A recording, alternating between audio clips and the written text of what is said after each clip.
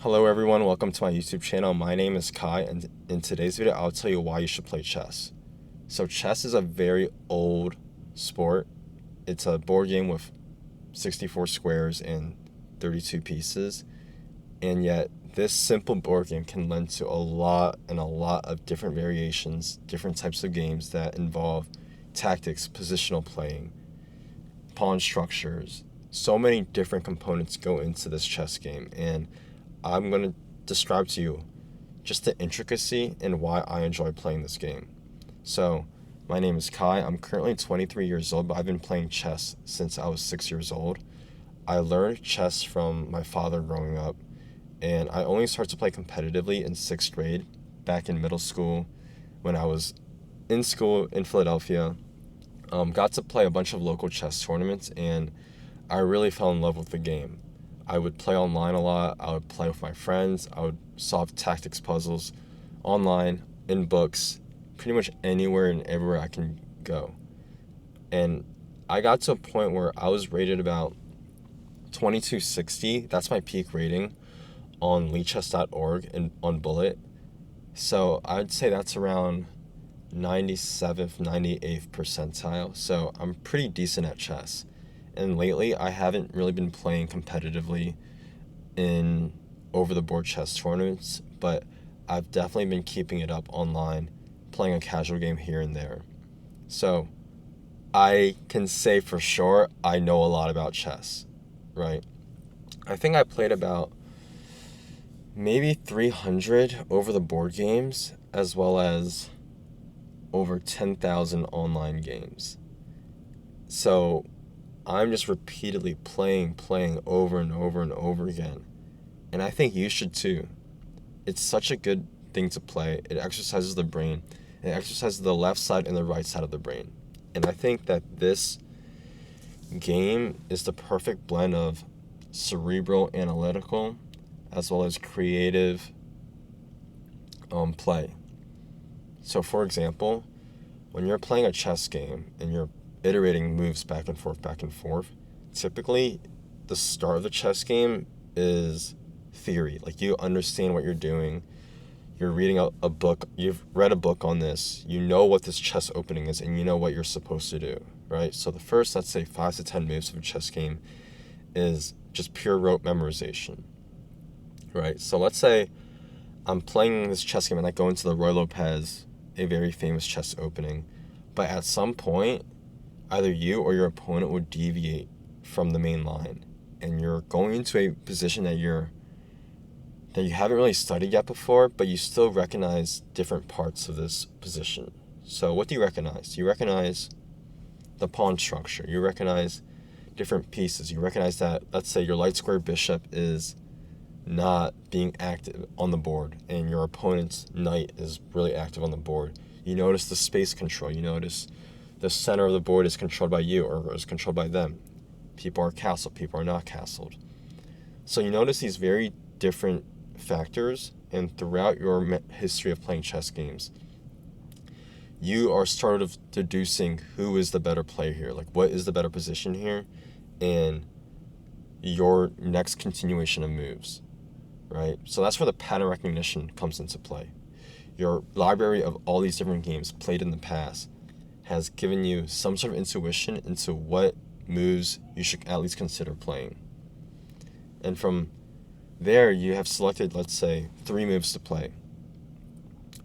But how do you evaluate the moves? How do you evaluate which move is better? And that's where you start calculating line by line, move by move, all the different variations of this game. And that can take a while. So when I was playing chess, the first few moves would go pretty fast, You'd spend at most 5 seconds per move. But when you hit that junction, you can spend up to 30 minutes on a move. And it's 30 good minutes well spent on, if I go into this continuation, my opponent could reply with these 5 moves.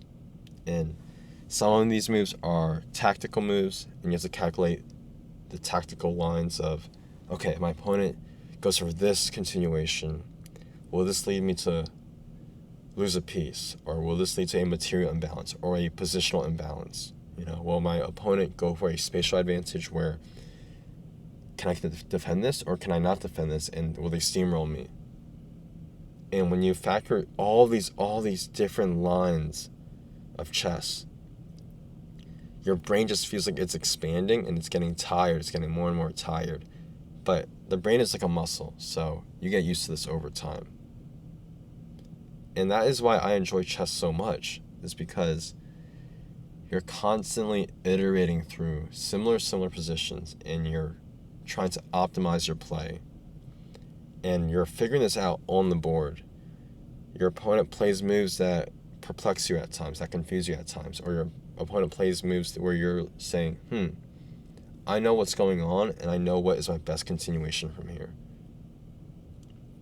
So, as a result, from this continued chess playing, you as a person, you get a lot more improved spatial awareness. And what is spatial awareness? Spatial awareness is the ability to synthesize and think about various topics and various components in your head and work with all these different factors in your head and come up with like the best decision. So with the analogy to chess, it would be balancing the pieces on the board, the different continuing lines, all these different factors, and coming up with the best decision. And this behavior is really good for real life decisions of like, let's saying, hey, I want to go to this restaurant, but there are all these different factors that affect my decision, such as price, location, amount of guests, the venue, right?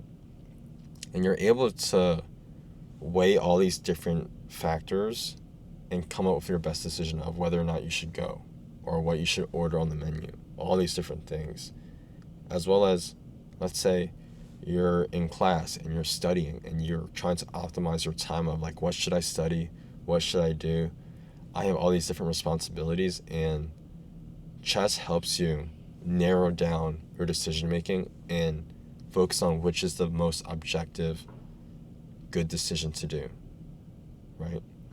I also found that when I was studying computer science and working on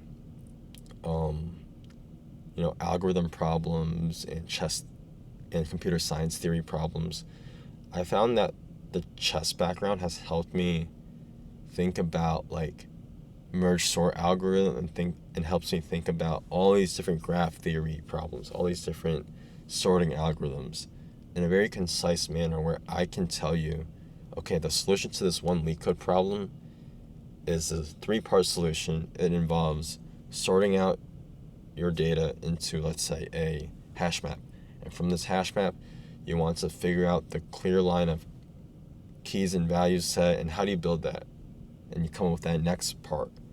And from there, how do you present all this data in like what the final solution, like, and what the question wants you as the final solution. So chess really helps with computer science, math, like pretty much anything that is a structured logical problem. Computer science, math, engineering. I think it helps a lot with that. In addition, I do think it helps with creativity a lot.